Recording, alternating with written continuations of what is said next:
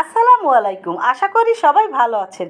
আজকে আমি আপনাদের সাথে খারকোল ভর্তার রেসিপি শেয়ার করব।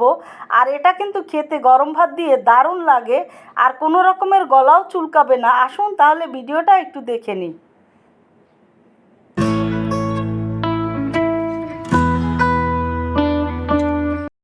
এটা আমার আসলে ছাদে লাগানো, সেজন্য আমি আপনাদের সাথে শেয়ার করছি, কারণ অনেকেই খারকোল গাছ চিনেন না এরকমের দেখতে আসলে।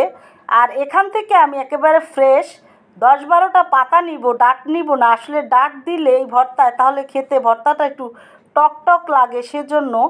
আর এই পাতাটা এখন আমি ধুয়ে নিয়ে কুচিয়ে তারপর সাইডে রেখে দিব। আর চুলাটা আমি অন করে দিয়ে ফ্রাই প্যানটা যখন গরম হয়ে গেছে তখন এখানে আমি 2.5 টেবিল চামচের মতো সরিষার তেল দিয়ে, তেলটা যখন গরম হয়ে যাবে তখন এখানে আমি 1 চা চামচ এখানে কালিজিরা দিয়ে দিব। এই ভর্তাতে আমি রসুন এবং কালিজিরা দিয়েছি। আর এই খারকোল ভর্তাতে কিন্তু কালিজিরা এবং রসুন অবশ্যই দেওয়ার চেষ্টা করবেন। আসলে অনেকে অনেক সময় বলে যে এই ভর্তা খারকোলে নাকি গলা চুলকায়, সেজন্য আপনারা কালিজিরা এবং রসুন দিয়ে যদি এই ভর্তাটা তৈরি করেন তাহলে আর গলা চুলকাবে না এবং খেতেও দারুণ লাগে। এখন এখানে আমি 5টা শুকনো মরিচ দিয়ে দিয়েছি এবং ভেজে নেওয়ার পরে 1 মিনিট এখানে 7-8টি কাঁচামরিচ দিয়েছি, এটাও ভেজে নিব। আর এখানে আমি দেশি রসুন আমি আধা কাপের মতো এখানে দিয়ে দিব। আর এই ভর্তাতে একটু রসুন এবং কালিজিরাটা একটু বেশি দেওয়ার চেষ্টা করবেন, আমি আবারও বলছি।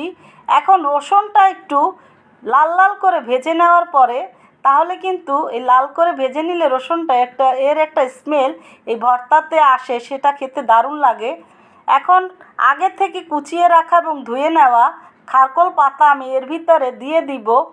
আসলে এই ভর্তাটা শুধু যে মুখের স্বাদ বাড়ায় বা রুচি আসে সেটা না, এটা কিন্তু অনেকের কোমরে ব্যথা হয়, ব্যাক সাইডে পেইন হয়, তাদের এই ব্যথাটা সারাতেও এটা কিন্তু অনেক ভূমিকা রাখে। এই পাতার অনেক কিন্তু গুণাগুণও আছে। এখন এই পাতাটা আমি ভালো করে সিদ্ধ করে ভেজে নেব। এখানে আমি স্বাদ মতো লবণ দিয়ে দিব।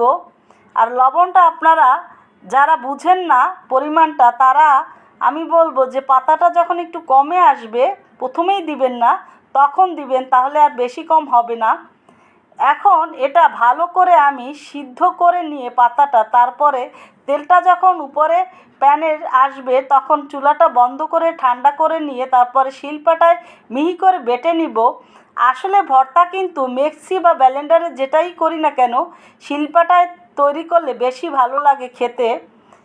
আর যদি প্রয়োজন হয় পানির, তাহলে আপনারা একটু পানি দিয়ে তারপর পাতাটা ভালো করে সিদ্ধ করে নেবেন, তাহলে আর গলাও চুলকাবে না। তো তৈরি হয়ে গেল আমার খারকোল ভর্তা। আর বেটে নেওয়াটা আমি শেয়ার করলাম না, ভালো লাগলে সাবস্ক্রাইব, লাইক, শেয়ার করে আমার পাশে থাকবেন।